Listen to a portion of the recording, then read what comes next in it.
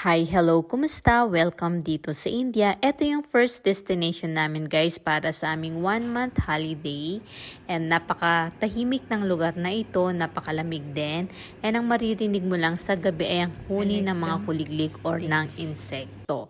Kinabukasan naman guys, ito yung area kung saan sila nagbibigay ng mga hot drinks sa umaga or sa hapon. So dito nila pinapainit yung kanilang green tea, coffee and chai. So, ito yung pinaka-buffet area nila kung saan kinukuha mo yung almusal mo, lunch at saka dinner. Napaka-aliwalas ng place, napaka-open, then napakaradaming mga puno ng mga mangga. Gustong-gusto ko tong place na ganito kasi may lupa akong naaapakan.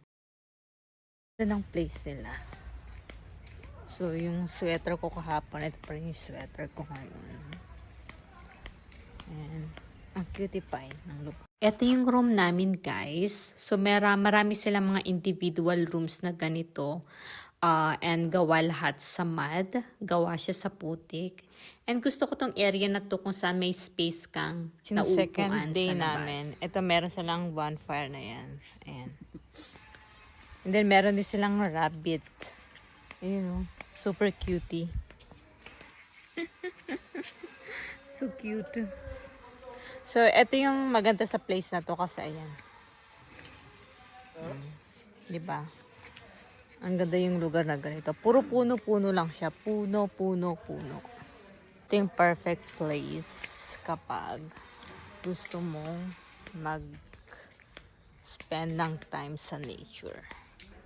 Ayan. Then, alam niyo ba yung style ng ganito nila? So, meron tang siyang banga. Tapos, may ilaw sa ilalim. Ayan. So, maganda siya sa gabi. Then, ito yung mga area kung saan ka pwedeng kumain. Ayan. Then, kakain na pala kami ng lunch. So, ito din yung parang, ano pa tawag natin dyan. Then, ito na guys, yung area. So nakasegregate yung basura. Ayan. Then, eto din yung buffet area from breakfast to dinner. Ayan. Ang cutie pie na pagkakagawa na very, very unique. Ayan. So, ayan.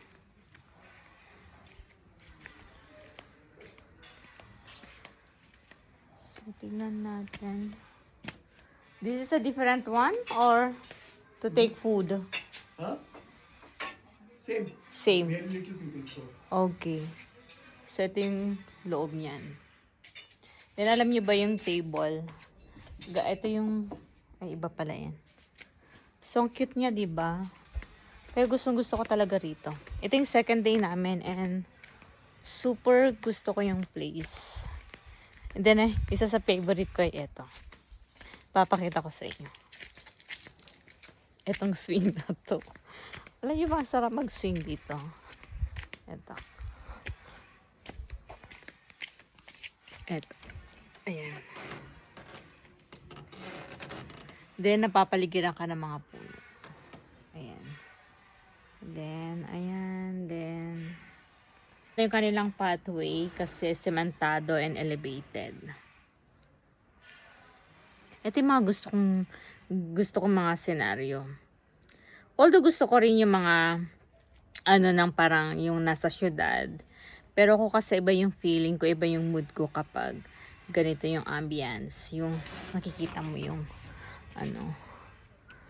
Then lahat nung mga camp house room ay ang pangalan ay pangalan ng ibon.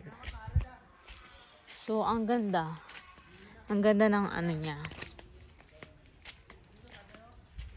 Ang ganda ng place. Hindi pa ako naliligo niya na. Wala ako sa mood maligo. Naligo naman ako kagabi. Then meron din silang table doon kung gusto mong kumain doon. Ayan. Ito. Ayan.